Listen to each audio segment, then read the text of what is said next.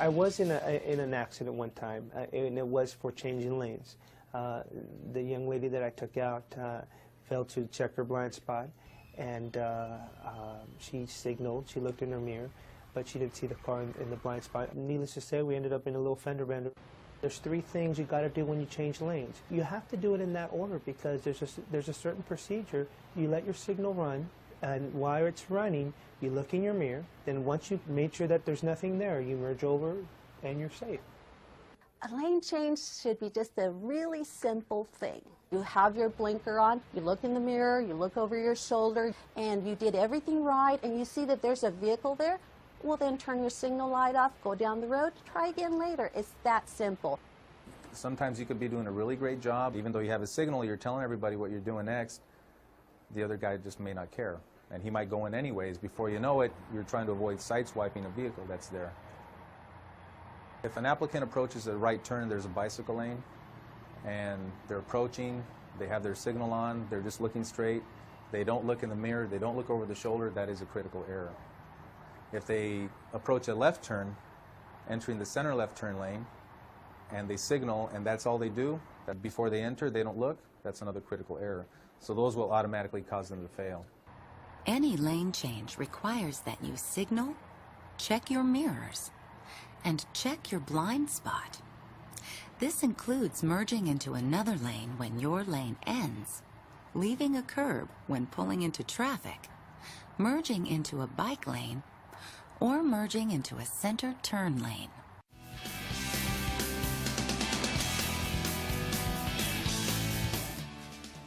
At this particular stoplight, we want to make a left turn, and then when the light turns green and we have oncoming traffic, sometimes the applicant doesn't realize that they have to wait for oncoming traffic before they can make their left turn. If they have a green protected arrow, then they know that the car that's coming is supposed to stop. So when they see a solid green light, they think of the rule of the green arrow. They think, okay, my light is green, I'm going to go, this guy should be stopping, and he doesn't stop. When it's a green signal and you're going to make a left turn, you have to yield to the car that's coming. You need to edge out into the middle of the intersection, wait for all oncoming traffic to go through, whether they're turning or going straight, and wait for the pedestrians to cross. Then complete your left turn in a safe manner. Don't worry if you're in the intersection when the light turns red. You've entered legally on a green light, so other traffic has to wait for you to clear before they can proceed. Some of the most common mistakes that drive test applicants make are crosswalks. Okay, when you come to an intersection, they go right in the crosswalk, and next thing you know, there's 2-3 people standing, on the corner wanting to cross. The whole point of the crosswalk is you have to stop behind the line. Then you check for pedestrians, right or left, and then if there's no pedestrians, you can move up into the crosswalk after that, so you can see around the corner. And you look, and then if everything's good, you keep going. You need to understand the right-of-way, who turns, who changes, who goes, who stops. There's nothing there to help you to say, okay, if the car on your right gets there first, then he goes first. You have to already know that, ahead of time. And the way you drive will tell whether or not you understand the right-of-way, so you need to make sure that you understand that.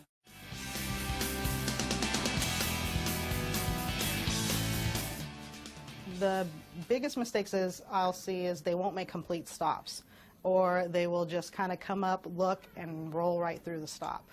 And people think that they've paused or that they've rolled to a stop and there's nobody in the intersection, and that's enough. But we're not called to mark it if it's enough. We're called to mark it if it's not done at all.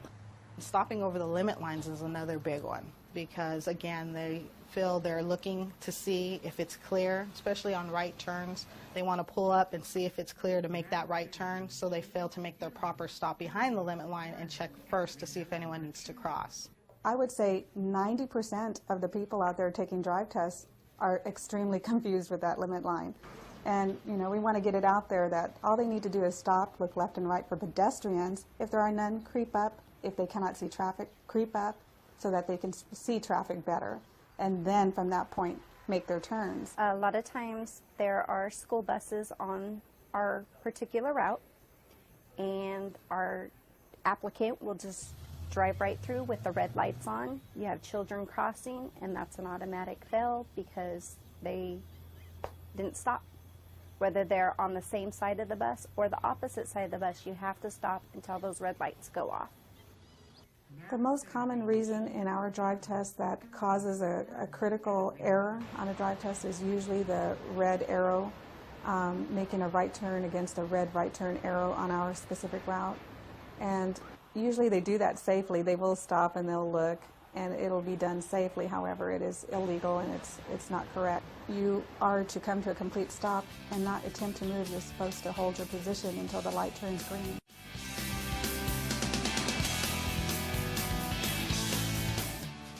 When you have a double left turn lane, you can get into the inside lane or the outside lane.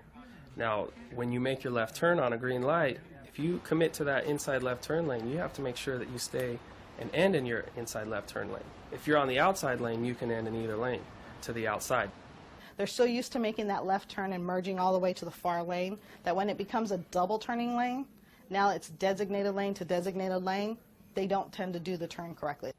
If they're on the inside lane, they will usually in the middle of the intersection cross over to the outside lane without checking for traffic in that lane, and vice versa. If they're on the outside lane, they tend to cross over on the inside lane and cause a problem there. And those are critical errors.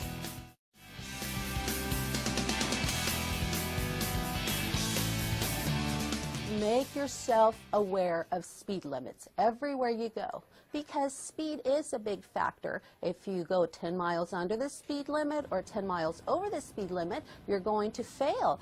And of course, depending on the traffic flow, you know, we can understand, or the weather conditions, you are going to have to go a little slower sometimes, but there are times when as soon as you get on this road that the speed limit is 50 miles per hour, you're going to have to step on the gas. Going through school zones, there's a misconception about what speed you should be traveling at during a school zone.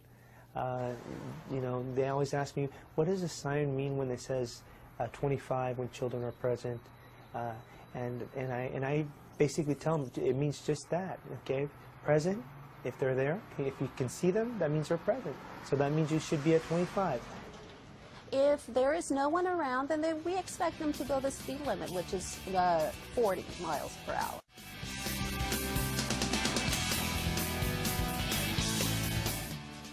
People who come in for their driving test and have not actually prepared for their driving test, we'll demonstrate that on the road. Before we get an ambulance, an individual sometimes panics and they don't know what to do, so they either just stop in their lane or they'll just continue on like they don't hear it.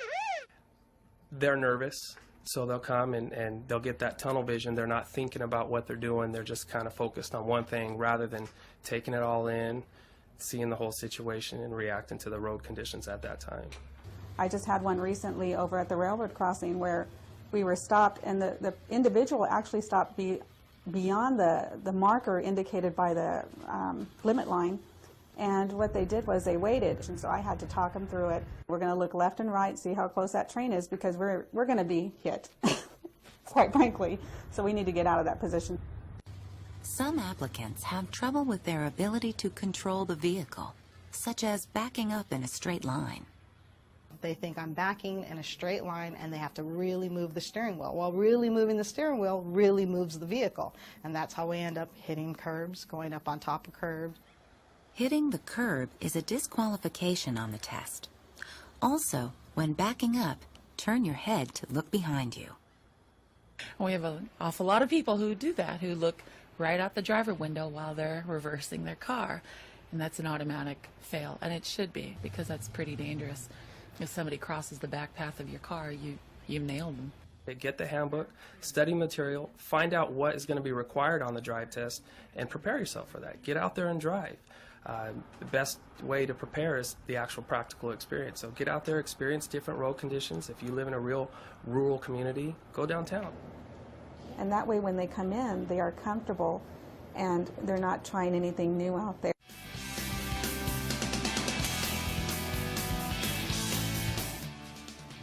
One of the things that does affect a driving test is when an applicant appears in a vehicle that they just borrowed for that day for the driving test. This does affect their test from the beginning to the end.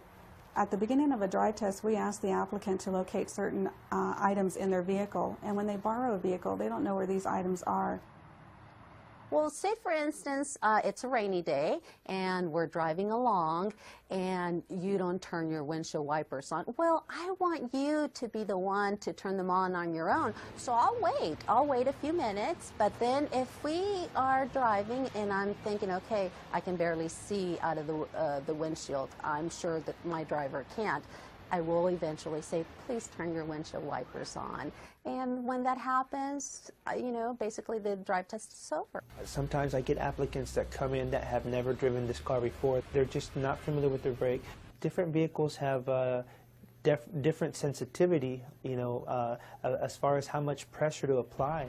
And sometimes they apply too much pressure. Now you're doing this type of thing, you know. You come back with your neck sore. You know, so and now they're getting points deducted because they're not braking smoothly. Or it could be just that they're unfamiliar with the car because parking brakes are in different areas in vehicles. The car they're used to has a handbrake, but the car they're in is controlled by the foot, and I've had them reach down and try and push it with their hand, and I'm thinking, no, look how it is, and what do you need to do? And then I've literally had to say, you put your foot on there and push it down, because they really don't know. Come in with a car that you've been practicing with. You're already nervous for the drive test, and just you don't need more things to complicate the drive test itself. Make it simple as possible on yourself. Bring the same car. That way your comfort level is always better.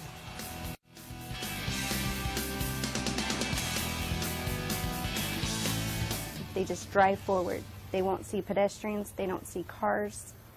We have a little warning dip sign, which it says 20 miles per hour.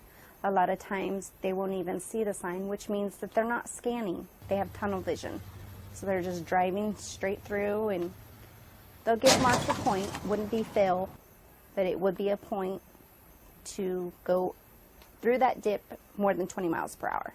There's a tailgater. We'll notice them in the side mirror, but they'll be driving looking straight ahead, not paying attention. The guy behind is flashing his lights, and the driver doesn't even notice. When I drive out there, I'm always constantly looking. I'm always thinking ahead. Just because you have the right-of-way, it doesn't mean others are going to let you have it. You don't know what other cars or what the drivers of the other cars see. You can't really depend on the other cars to make the proper decision for you, so you've got to be on the lookout. When you're approaching an intersection, you should be what we call scanning, both left and right. Right turns, you have to be aware of pedestrians that might be on your immediate right side or pedestrians that are coming towards you from ahead. Left turns, you've got to be aware of traffic that's moving into your path. Residential areas, there's lots of parked cars. There might be kids playing in the street, people pulling out of driveways, lots of cars in a DMV parking lot, people leaving, people coming. And if an individual does not turn and look at something that may be a potential hazard, the examiner, again, will tell them, you need to slow down, that car doesn't look like it's going to stop, let's be prepared for that. And so most of the time they're like, what car? You need to keep those eyes moving all the time. And I would say that that's the most important part of driving, is the scanning, because basically that's what's going to save your life.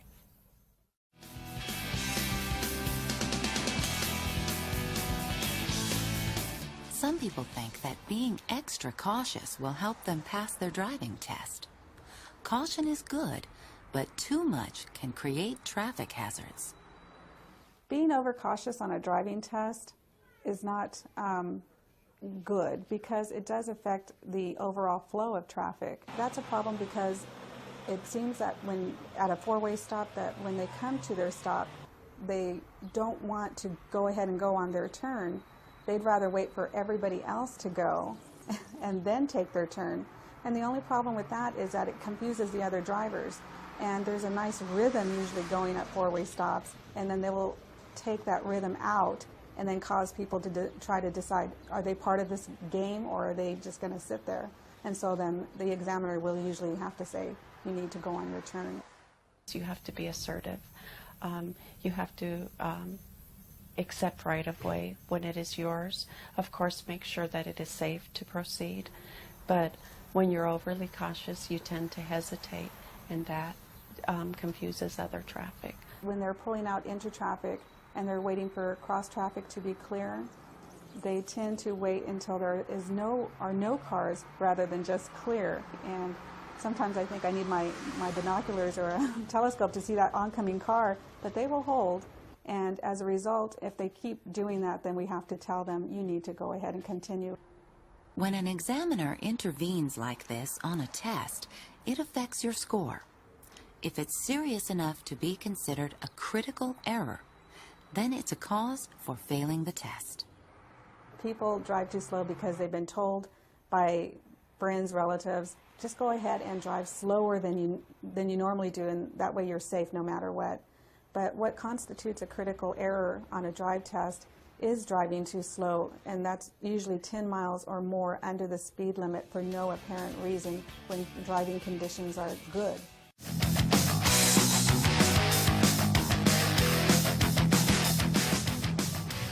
Driving in an unfamiliar area can be difficult, especially if you're taking a test. If you come across a traffic element you haven't encountered before, such as a roundabout, it may be difficult to know what to do. They don't know which way to go. They've never seen it. They think it's just a circle in the middle of the road. I've seen them just cut clear across to the left instead of going around it. They'll just sit there and look at you like, what am I doing here? Which way am I supposed to go? So, I mean, like, for somebody that's never seen it, it's something difficult. Unfamiliar elements are not the only problem. Some areas have situations that require more careful observation. We are located in a commercial area, but what a lot of people don't realize is that there is no speed limit sign posted anywhere on the road where this office is located, so they tend to go a lot faster than they should. They don't realize, and so at the end of the drive test, if it's someone who just who drove too fast on this road, then I let them know, I ask them, so what do you think the speed limit is on this road? And they usually say 35, 45, and I say, why is that? Why do you think that? And they'll tell me, well, it's commercial. And I say, but where's the speed limit sign? And then they're like, well, I didn't see it. I say, exactly. So unless otherwise posted, the speed limit should be 25, right? And they're like, oh, right. Come out a little sooner and drive the area. Look what the speed limit signs are. Look at what type of intersections are out there. Is there a lot of pedestrians? Is there high congested areas? Are there railroad tracks? Are there different things that you may have to make certain adjustments for? Go into the area, drive around, get a feel of everything. It'll really help you calm down.